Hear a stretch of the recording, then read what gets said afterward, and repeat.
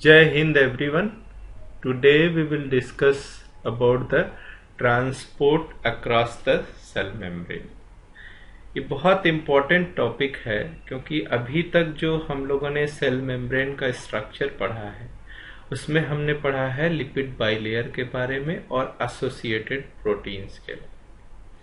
लेकिन यहाँ बहुत इम्पोर्टेंट हो जाता है कि जब भी हम सेल मेम्ब्रेन को डिस्कस करते हैं और बाइलिपिड लेयर को डिस्कस करते हैं तो वहाँ पे क्या होता है कि बच्चों उसके जो बीच का कोर है बाइलिपिड लेयर के बीच का, यहाँ पे जो ये कोर है, ये बीच का भाग है, यहाँ देखिए ये क्या है, हाइड्रोफोबिक है।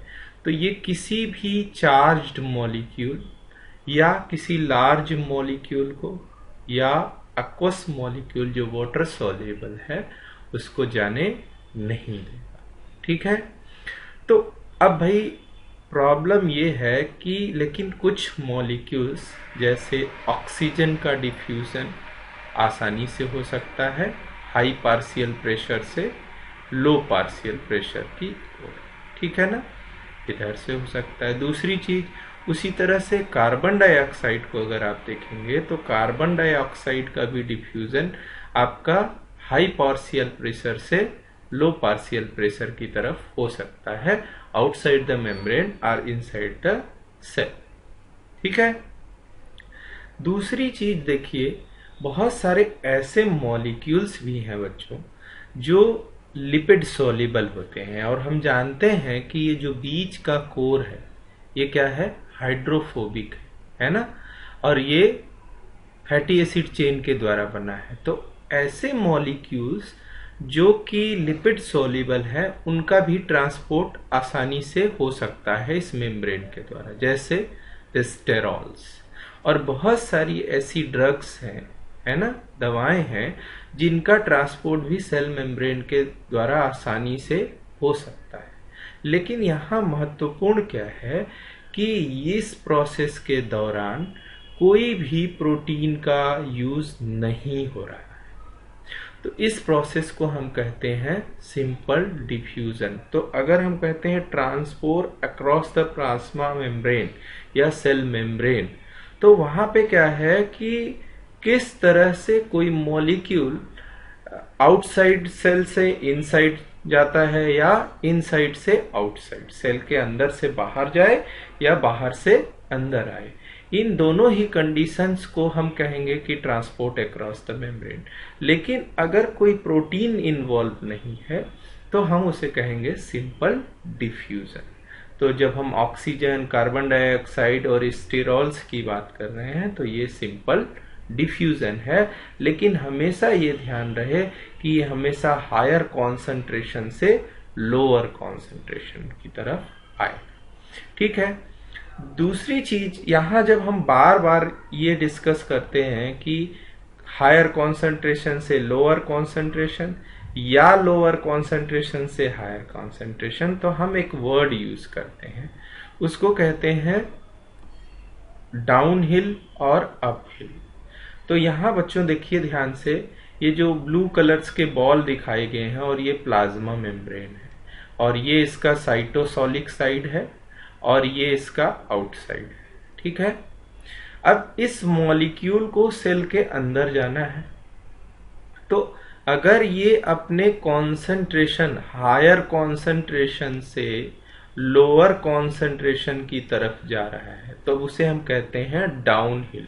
और इस तरह की प्रक्रिया में किसी तरह का एनर्जी रिक्वायर्ड नहीं है, ना ही in the form of ATP, ना ही आयनिक ग्रेडियंट्स। ठीक है, अच्छा, दूसरी चीज, अगर कोई मॉलिक्यूल अपने लोअर कॉन्सेंट्रेशन से हायर कॉन्सेंट्रेशन की तरफ जाता है तो उसे हम कहते हैं अप हिल।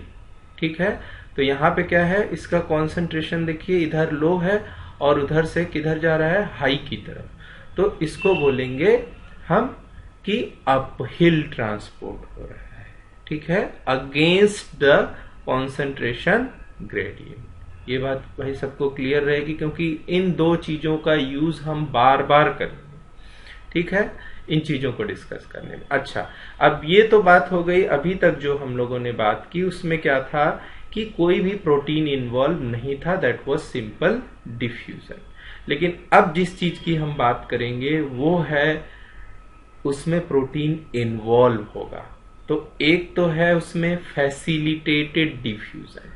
फैसिलिटेटेड मतलब जैसे चार्ज्ड आयन है तो वो मेम्ब्रेन को क्रॉस नहीं कर सकता, तो उसके लिए कुछ प्रोटीन के स्ट्रक्चर्स प्रेजेंट हैं जो उसको अलाउ करेंगे मेम्ब्रेन को क्रॉस करने के लिए। लेकिन यहाँ पे भी ये ध्यान देना है कि ये हमेशा डाउन हिल होगा, हायर कॉन्सेंट्रेशन से लोअर कॉन्सेंट्रेशन की तरफ होगा। ठीक है, तो इस तरह के जो हमारे पास वो हैं प्रोटीन्स, वो किस तरह का ट्रांसपोर्ट कर रहे हैं भाई? दो तरह के हैं, एक है चैनल और एक है ट्रांसपोर्टर। दोनों ही फैसिलिटेटेड डिफ्यूजन देंगे। तीसरा है एटीपी पावर्ड पंप। जब हम किसी मॉलिक्यूल का अपहिल ट्रांसपोर्ट करते हैं तब उसको हम कहते हैं कि ये जो है इसका अगेंस्ट द कंसंट्रेशन ग्रेडियंट है, तो वहां एनर्जी रिक्वायर्ड होगी। तब वहां हम बात करेंगे प्राइमरी एक्टिव और सेकेंडरी एक्टिव ट्रांसपोर्ट के बारे में। तो देखिए यहाँ हम लोगों ने फैसिलिटेटेड डिफ्यूजन में देखा कि हमारे पास चैनल्स हैं और ट्रांसपोर्टर्स हैं। तो सबसे पहले हम बात करेंगे चैनल्स की। तो चैनल्स क्या हैं भाई? चैनल्स एक प्रोटीन की बनी हुए स्ट्रक्चर्स हैं जो सेल मेम्ब्रेन, प्लाज्मा मेम्ब्रेन के ऊपर प्रेजेंट है। ठीक है ना? और वो क्या करते हैं? आयंस को फैसिलिटेट करते हैं। उनके अंदर जो है हाइड्रोफिलिक कोर होता है। जो ये प्लाज्मा मेम्ब्रेन के पास जो ये हाइड्रोफोबिक कोर था उसको ओवरकम करने के लिए जो है क्या करेंगे? यहाँ पे ओवरकम करने के लिए एक प्रोटीन की बनी हुई संरचना प्रेजेंट है जो कि चार्ज्ड आयन को फैसिलिटेट करेगी। लेकिन ध्यान रहे, जब हम लोगों ने ट्रांसपोर्टर और जो है चैनल्स की बात की थी तो हमने कहा था कि ये हमेशा डाउन हिल होगा। ठीक है, डाउन हिल होगा मतलब हायर कॉन्सेंट्रेशन से लोअर कॉन्सेंट्रेशन का होगा। तो यहाँ पे देखिए ये एक नॉन गेटेड, ये जो चैनल्स हैं वो दो तरह के हैं, एक गेटेड और एक नॉन गेटेड। ठीक है, तो पहले हम गेटेड की नॉन गेटेड की बात करते हैं, जहां पे कोई भी अदर मॉलिक्यूल रिक्वायर्ड नहीं है चैनल को ओपन या क्लोज करने के लिए। ठीक है, तो यहाँ पे देखिए, तो ये जो चैनल है इसमें, इस चैनल में देखिए तो ये एक मॉलिक्यूल है जिसको ग्रीन कलर से दिखाया गया है। ठीक है ना भाई? और ये इसका कौन सा साइड है? साइटोसोलिक साइड है, मतलब सेल के अंदर खूब सारा ऐसा मॉलिक्यूल भरा पड़ा है। ठीक है, और इस मॉलिक्यूल को हम कहते हैं पोटेशियम आयन। क्या कहते हैं भाई? Potassium ion. अब ये पोटेशियम आयन का कॉन्सेंट्रेशन इधर ज्यादा है तो इसको दिखाने के लिए हमने इस तरह के सिंबल का प्रयोग किया है कि इधर ज्यादा है कॉन्सेंट्रेशन और इधर कम है। तो अहिरवार जी बताइए कि जो है किधर से किधर ट्रांसपोर्ट होगा? हाँ, इन्होंने सही बताया कि इसका ट्रांसपोर्ट जो ग्रीन वाला मॉलिक्यूल है पोटेशियम आयन है हमेशा हायर कॉन्सेंट्रेशन से लोअर कॉन्सेंट्रेशन का होगा। मतलब यहाँ पे जो प्रोटीन्स हैं जिसको हम चैनल प्रोटीन्स बोल रहे हैं, ये चैनल है ना, ये क्या है? स्पेसिफिकली ध्यान से यहाँ पे देखिए एक पिंक कलर का मॉलिक्यूल भी दिखाया गया है, ये स्पेसिफिक नहीं है इस मॉलिक्यूल के लिए। तो अगर इस मॉलिक्यूल को अलाउ किया जाएगा तो ये इसको जाने नहीं देगा।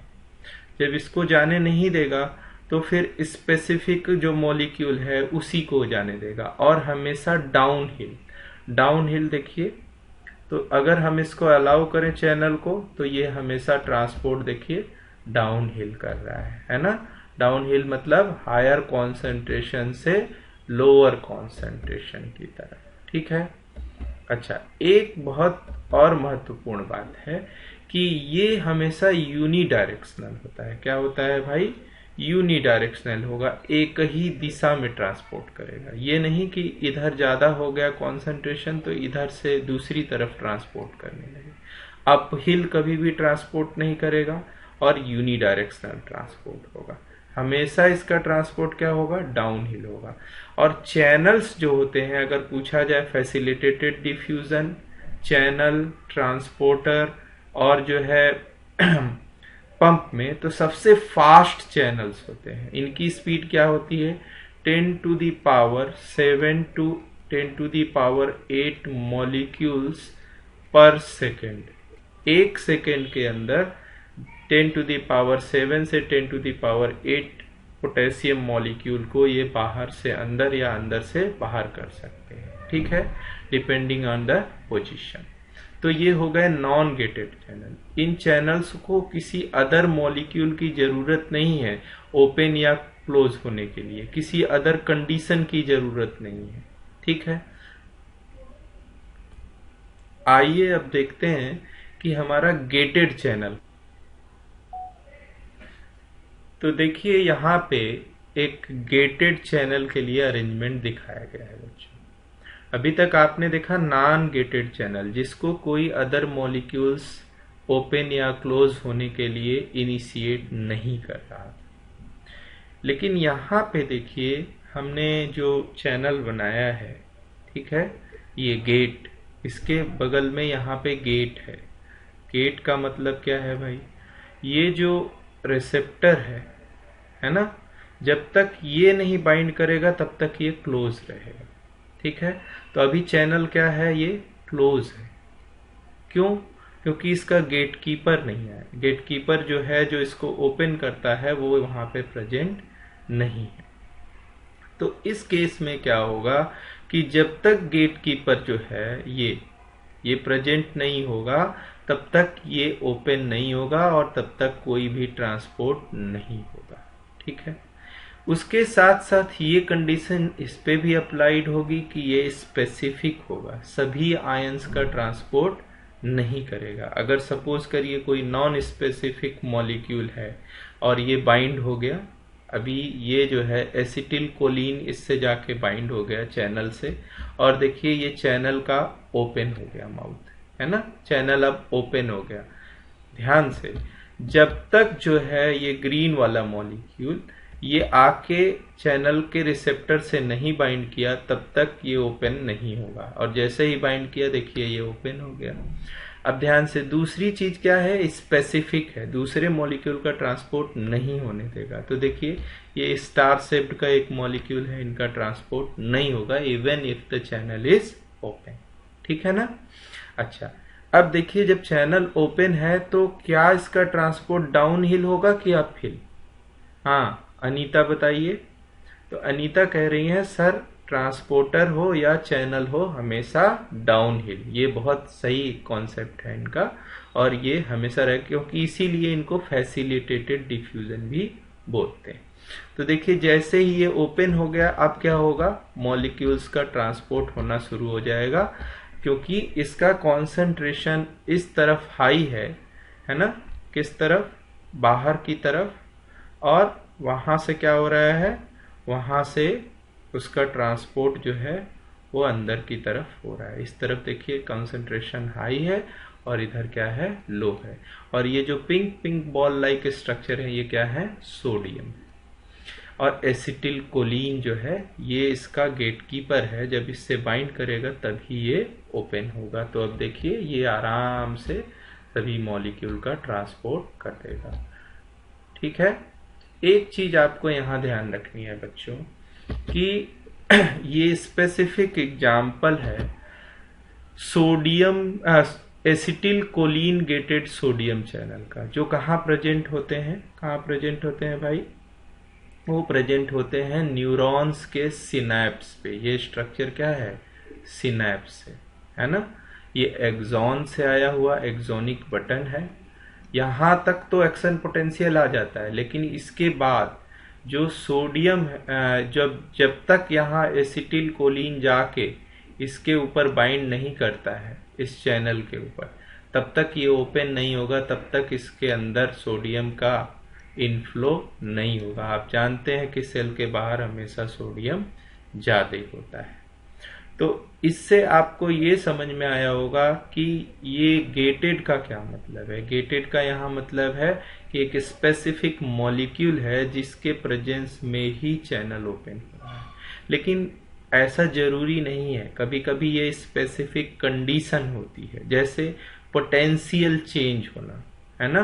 पोटेंशियल चेंज आना, इनको बोलते हैं वोल्टेज गेटेड सोडियम चैनल्स, है ना। इसके बारे में हम लोग बात करेंगे। और क्या है, वोल्टेज गेटेड पोटेशियम चैनल्स, इनके बारे में भी हम लोग बात करेंगे। ये दोनों भी गेटेड का एग्जाम्पल है। क्यों, यहाँ पे किस चीज का गेटिंग है, वोल्टेज का, ठीक है ना। तो इस पे भी बात करेंगे। कब बात करेंगे, जब एक्शन पोटेंशियल पढ़ेंगे कि कैसे जनरेट होता है। Thank you everyone.